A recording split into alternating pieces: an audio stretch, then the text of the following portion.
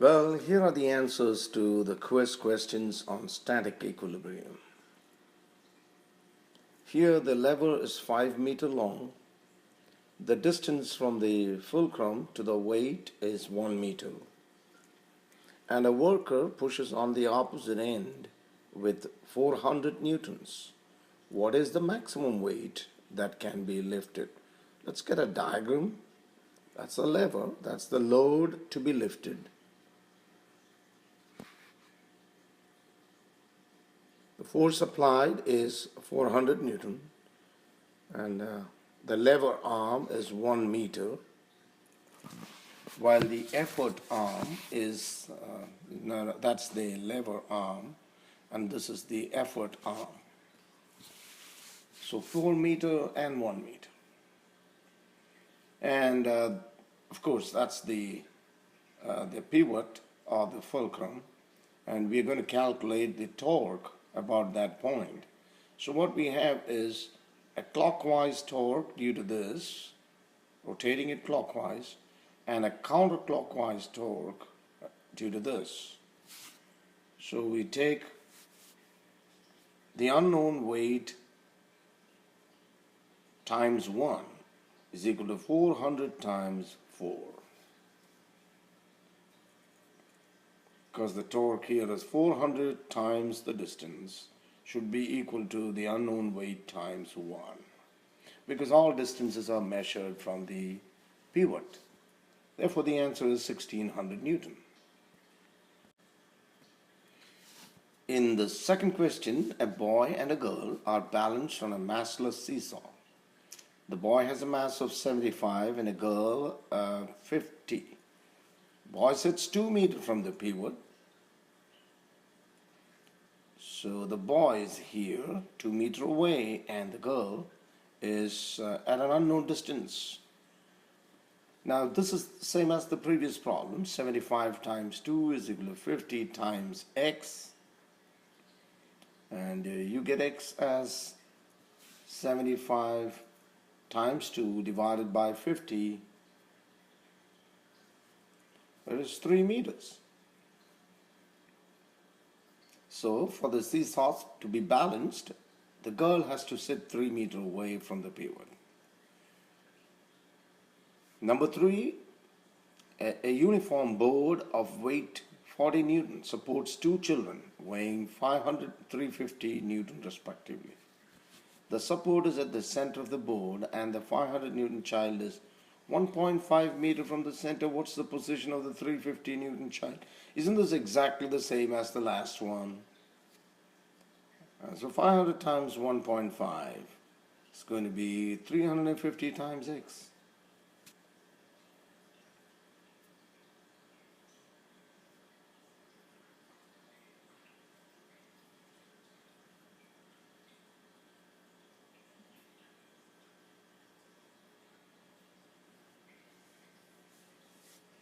.1 meter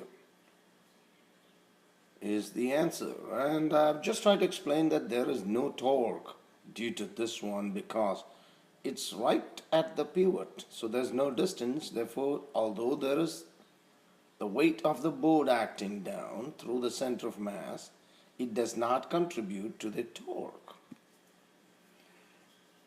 Alright, now you have a uniform beam, length 10 meter, weight 100 Newton, but it is supported by 2 ropes at the ends, and a 400 Newton person sits at 2 meters from the left end of the beam. So you see the 2 strings or 2 ropes, the tensions are T1 and T2. That's the weight of the board acting right through its center, and then that's the person. 400 Newton is the weight 2 meters away, and now we're going to take the torque about this point. It's always a good idea to calculate the torque about one of the supports. Now I'm calculating the torque about this support. That means all distances have to be measured from here, and this is going to create a clockwise torque.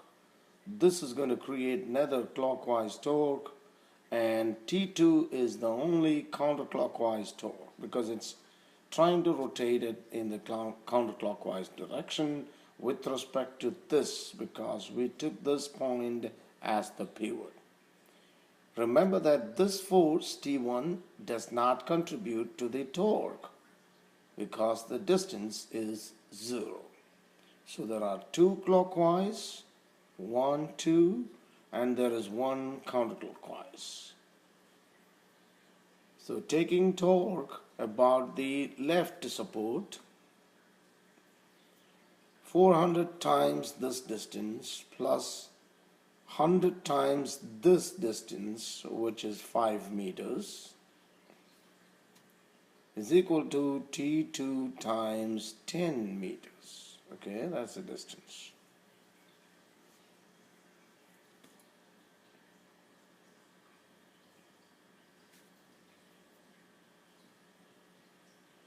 And you get T2 as 130 newtons. And if T2 is 130 newtons, then T1 must be 500 minus 130, because we know T1 plus T2 should be equal to 400 plus 100, right? Since we got T2 as 130, T1 is just the difference. This question, it's a uniform meter stick supported by a knife edge at the 50 centimeter mark, and has masses of 0.4 and 0.6 hanging at the 20 and 80 centimeter marks respectively. Where, and that means at what mark should a third mass of 0.3 kilogram be hung to keep the stick in balance? So let's get that diagram. That's the meter stick, 0 and 100. And those are the two masses. One is at the 20 centimeter, the other is at the 80 centimeter. Okay, and the knife edge or the pivot is exactly at the center of mass. And the question is, where should you have a third mass? So now I've assumed that you have the third mass here, but we do not know at what distance, and that's what we're going to find. But in any case, if you take the calculate the torque about the pivot, you see that you have 1, 2 counterclockwise torques, and you have just 1 clockwise torque. So 0.4 times 30. Now why is that 30? Because this is 20, this is the 20 centimeter, and that's 50. So the distance is 30. Plus 0.3 times x, because we do not know this distance, is equal to 0.6 times 30. Why 30? Because that's 80. That is at 80, and this is 50, so the difference is again 30.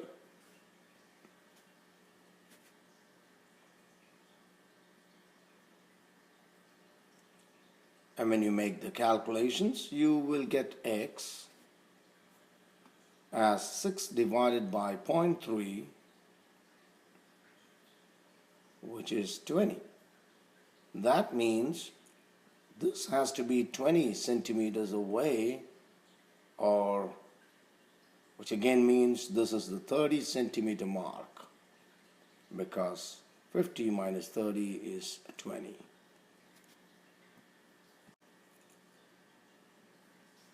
A 500 Newton person stands on a uniform board of weight 100 Newton and length 8 meter.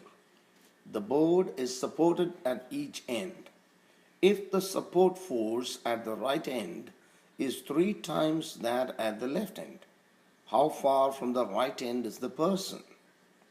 So you're not actually given the support force, but you are given that the support force at the right end is 3 times that at the left.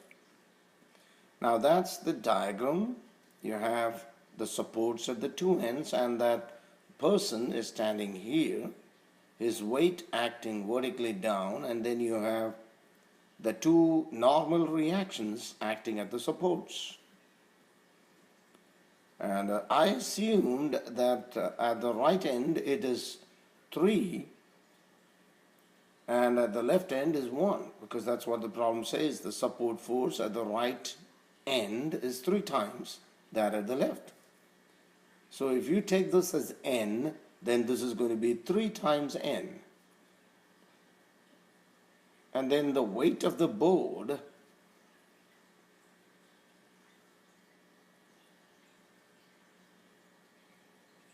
okay. So if this person is at a distance x from here, and we know that the total length is 8 meters.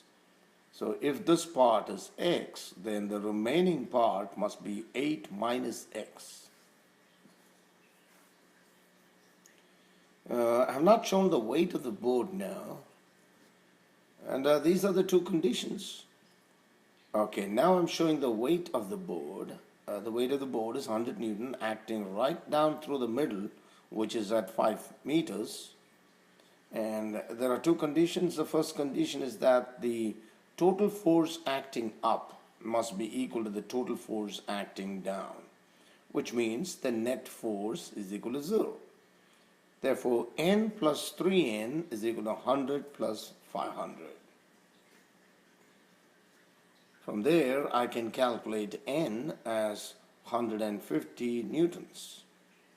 And I'm going to calculate the torque about the left end. Remember, when you have two supports, you have to decide where you're going to calculate the torque, and you're going to take all distances from that point. So, taking torque at the left end, you have 100 times, now, the length of the board is 8 meters, so this distance actually is 4 meters. 4 meters. Okay, so 100 times 4 plus 500 times 8 minus x is equal to 3n times 8. Now why is it 3n times 8? Because it's 3n is acting here and it's 8 meters away from where we are calculating the pivot. Now you have some simple algebra. Of course this is distributed, as you can see, and n is 150, so 3n is 450. That's why you find that. And then when you calculate that, you get 1.6 meters. Two telephone poles are separated by 40 meters and connected by a wire. A bird of mass 0.5 kilogram lands on the wire midway between the poles, causing the wire to sag 2 meters below the horizontal. Assuming the wire has negligible mass, what is the tension in the wire? So the picture looks like that. That is how the telephone cable was supposed to be, but the bird is now right here, and so it's the wire is sagging, as you can see, and it's 2 meters below the horizontal. For sure, the tension in the two sides, or on the two sides, must be equal because it's a symmetric arrangement. The bird is right at the center. And the total length is given as 40 meters, so that's why you have the 40 there, and the center is 2 meters below. Here what you got to do is, you got to break up the tension into the two components.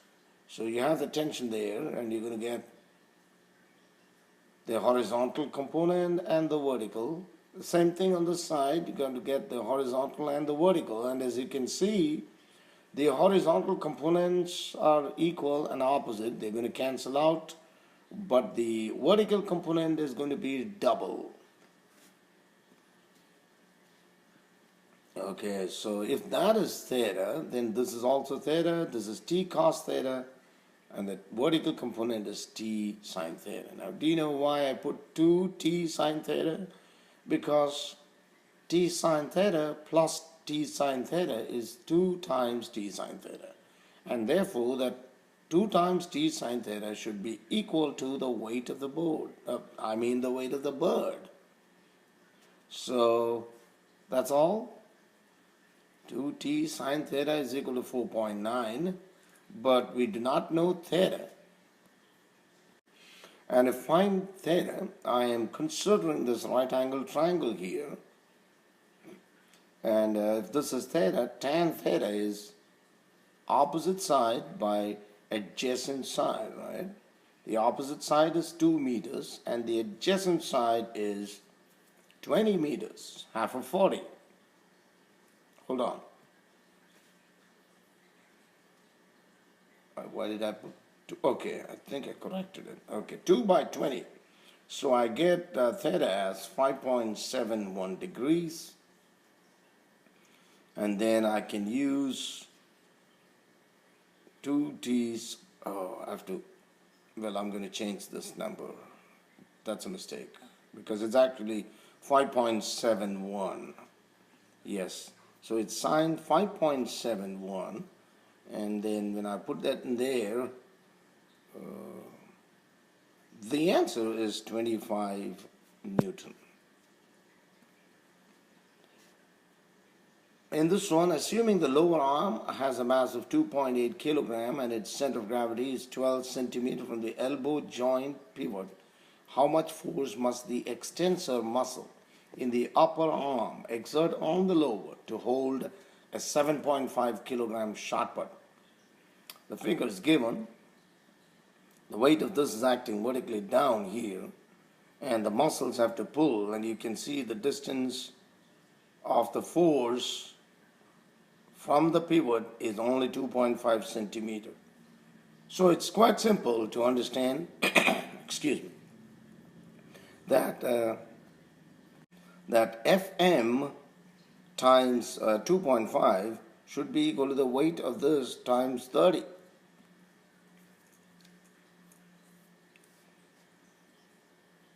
Because you're measuring the distances from the pivot, okay? Fm times 2.5. But you know what? I forgot the mass of the arm. So there are two clockwise torques, actually. One is the weight of this, and the other is the weight of the arm itself. And it says the center of gravity is 12 centimeters from the elbow joint. So from the elbow joint, it's somewhere here, 12 centimeters. So you have one clockwise, second clockwise, and you only have one counterclockwise. That's why you have two terms on the right side. This is the torque due to the weight of the arm, and this is the torque due to the weight held in the arm.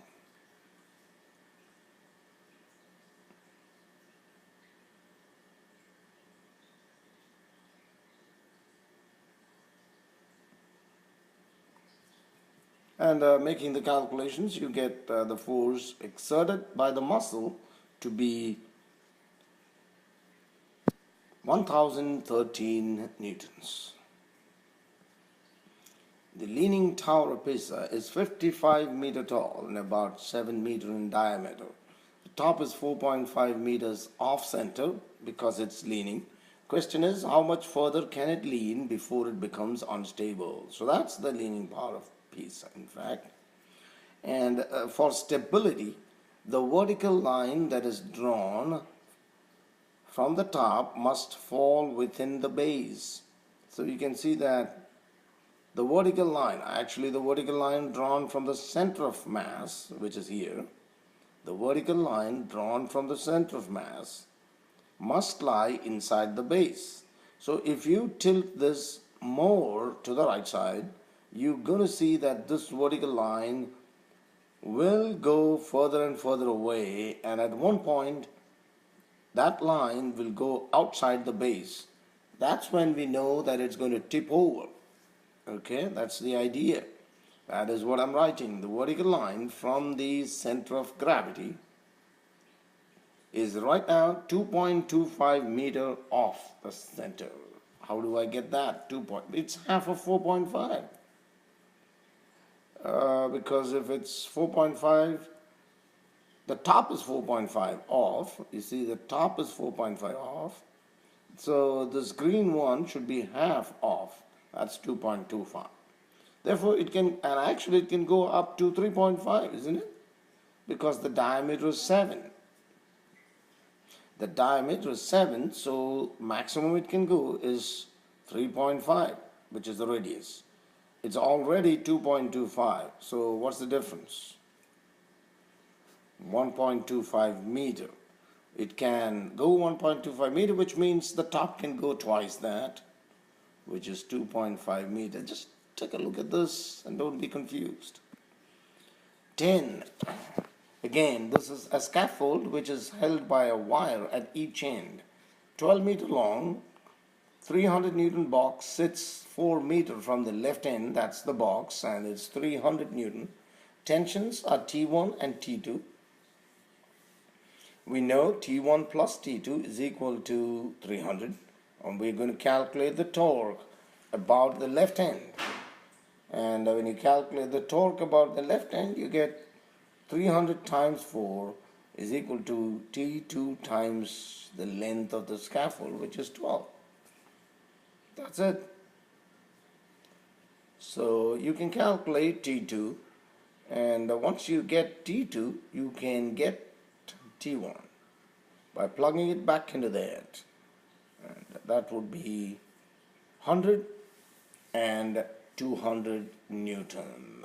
Okay, so I hope you get all these answers and understand them for the exam. Thank you and good luck.